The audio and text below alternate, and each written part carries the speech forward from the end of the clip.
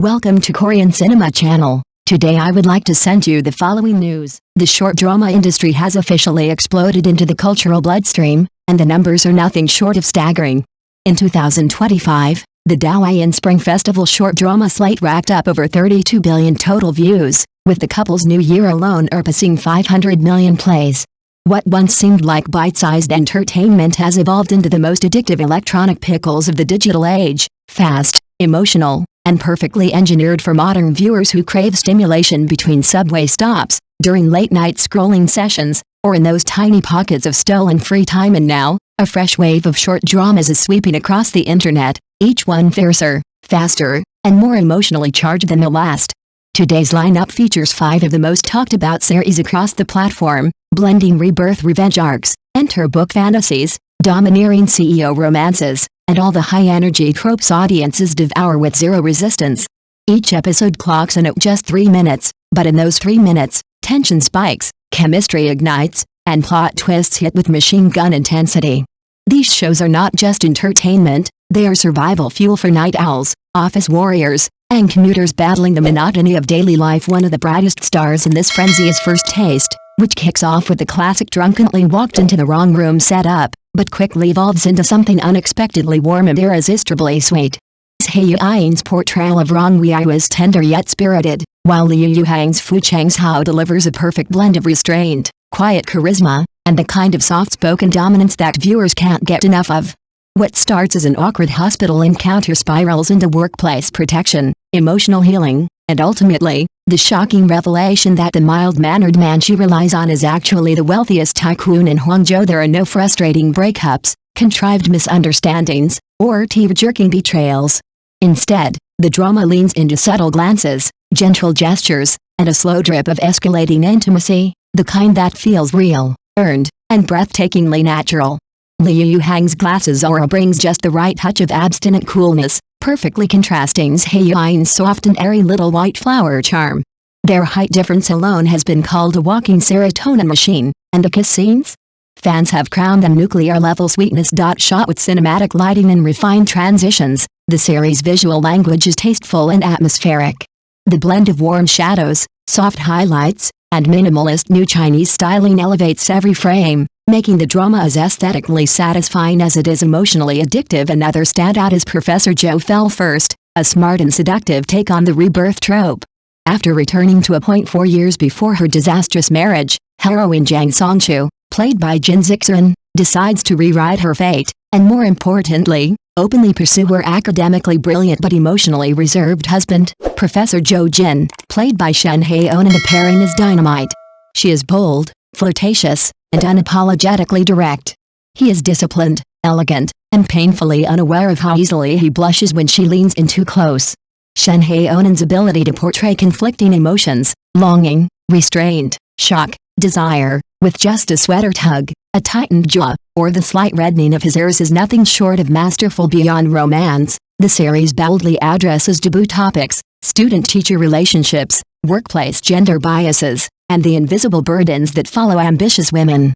The costume palette shifting from icy blues to warm earth tones mirrors the thawing of Jo Jin's emotional defenses, proof that the production team has crafted every detail with intent. In a world where attention spans are shrinking and emotions run high, these short dramas prove one thing: 3 minutes is all it takes to make the whole internet fall in love. The World Gave Me You takes the dual strong power couple formula and cranks it up to maximum voltage.